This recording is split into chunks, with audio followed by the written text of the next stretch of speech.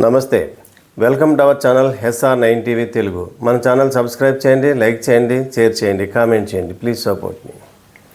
జగన్మోహన్ రెడ్డి గారు ముఖ్యమంత్రిగా ఉండగా 2019 నుంచి 2024 సంవత్సరం మధ్యలో సెకీతో విద్యుత్ కొనుగోలు ఒప్పందాన్ని చేసుకున్నారు. ఈ సెకీ అనేది గవర్నమెంట్ ఆఫ్ ఇండియా కార్పొరేషన్, అది ప్రైవేట్ సంస్థ కాదు. అంటే గవర్నమెంట్ ఆఫ్ ఇండియా సంస్థతో ఒప్పందం చేసుకుంటే ఆ ఒప్పందం వల్ల ఆంధ్రప్రదేశ్ చాలా భారీగా నష్టపోయిందని చంద్రబాబు నాయుడు గారు సపోర్ట్ చేసే మీడియా కూడా విస్తృతమైనటువంటి అసత్య ప్రచారం చేసింది. ఎందుకంటే ఈ సెకీ ద్వారా విద్యుత్ సప్లై చేసేటువంటి కంపెనీ ఎవరంటే అదానీ గారి కంపెనీ. ఈ అదానీ గారి మీద అమెరికాలో ఒక కేసు ఫైల్ అయింది. కేసు పెట్టారు అక్కడ. ఈ ఎలక్ట్రిసిటీ పవర్ విద్యుత్తును ఆంధ్రప్రదేశ్కు సప్లై చేయటం వల్ల ఆంధ్రప్రదేశ్ ప్రభుత్వము అదానీ గారికి లంచం ఇచ్చిందని విస్తృత ప్రచారం చేశారు. ఒక్క ఆంధ్రప్రదేశ్తోనే చేసుకోలేదు అదానీ గారు. సెకీ తమిళనాడుతో చేసుకుంది, ఒరిస్సాతో చేసుకుంది, ఛత్తీస్గఢ్తో చేసుకుంది, అనేక రాష్ట్రాలతో, ఒరిస్సాతో కూడా చేసుకుంది. ఏ రాష్ట్రాలని మెన్షన్ చేయకుండా ఒక్క ఆంధ్రప్రదేశ్ని మెన్షన్ చేసి జగన్మోహన్ రెడ్డి గారు మాత్రమే లంచం ఇచ్చారని విస్తృత ప్రచారం చేశారు. అసలు లంచం ఇవ్వడానికి అవకాశమే లేదని, ఈ ఒప్పందము ఖచ్చితమైనది అని ఆంధ్రప్రదేశ్ విద్యుత్ మండలి సర్టిఫికెట్ ఇచ్చింది. ఇప్పుడు ఈ ఒప్పందం చేసుకోవటం వల్ల ఆంధ్రప్రదేశ్కు లాభం జరిగింది, నష్టం జరగలేదు. ఈ ఒప్పందాన్ని రద్దు చేసుకోవడం వీలు పడదని కూడా ఖచ్చితంగా తేల్చి చెప్పింది. ఇప్పుడు మరి చంద్రబాబు నాయుడు గారు ఏం చెప్తారు చూడాలి.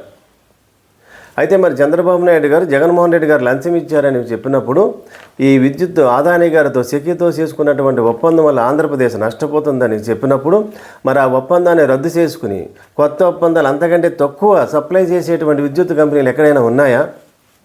ఆ రాష్ట్రాలు ఉన్నాయా? అటువంటి రాష్ట్రాలతో మరి ఒప్పందం చేసుకోవాల్సింది. మరి ఎందుకు చేయలేదు? కేవలము ₹49 కొన్నారు సెకీతో ఒప్పందం చేసుకుని ఆంధ్రప్రదేశ్ ప్రభుత్వం. ఏ రాష్ట్రంలో తయారైనా ఆంధ్రప్రదేశ్కు వచ్చే వరకు ట్రాన్స్పోర్ట్ ఛార్జీలు కూడా లేవు. ఉచితంగానే కేవలం ₹149 మాత్రమే ఆంధ్రప్రదేశ్కి వస్తుంది. వేరే గుజరాత్ నుంచి ఎక్కడైనా కొన్నట్లయితే, ఏ రాష్ట్రం నుంచి అయినా కొన్నట్లయితే ఆ గుజరాత్ నుంచి ఆంధ్రప్రదేశ్కి వచ్చే వరకు ట్రాన్స్పోర్ట్ ఛార్జెస్ ఉంటాయి. ఆ ఛార్జెస్ కలిపితే చాలా ఎక్కువ రేట్ అయిపోతుంది. పోనీ జగన్మోహన్ రెడ్డి గారు ₹149 కొన్నారు ఆయన ముఖ్యమంత్రి కావగానే. కానీ చంద్రబాబు నాయుడు గారు ముఖ్యమంత్రిగా ఉండగా 2014 నుంచి 2019 వరకు ఆయన చేసుకున్నటువంటి ఛార్జీ ఎంతో తెలుసా?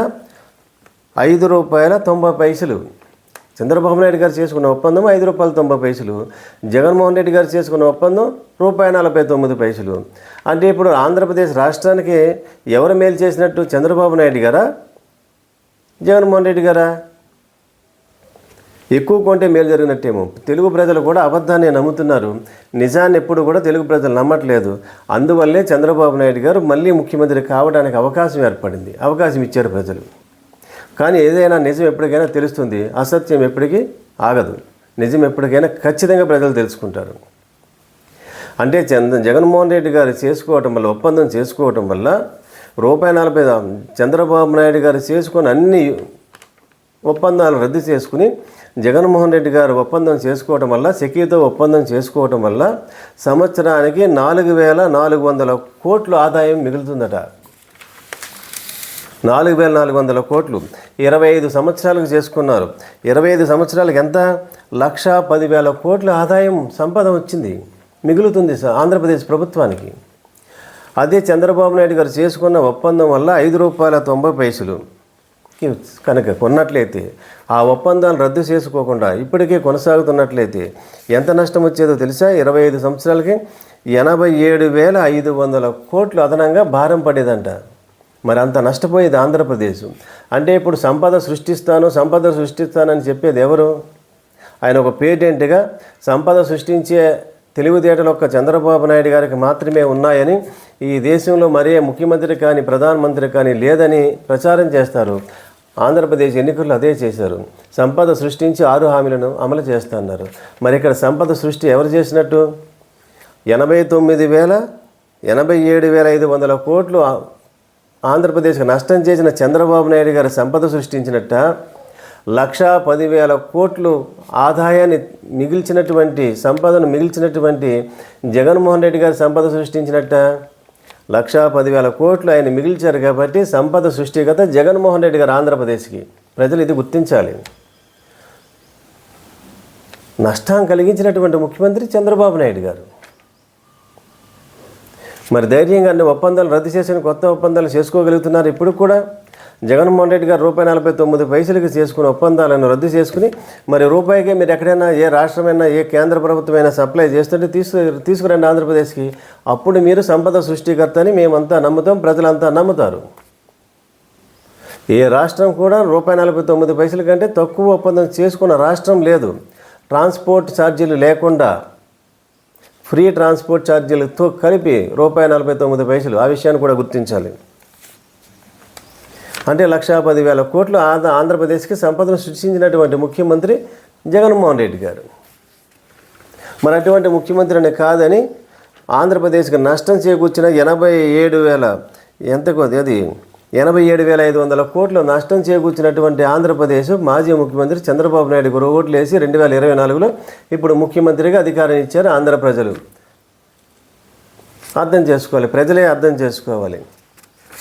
ఆంధ్రప్రదేశ్కి మేలు చేసే ముఖ్యమంత్రి ఎవరు, నష్టాన్ని చేకూర్చినటువంటి ముఖ్యమంత్రి ఎవరు?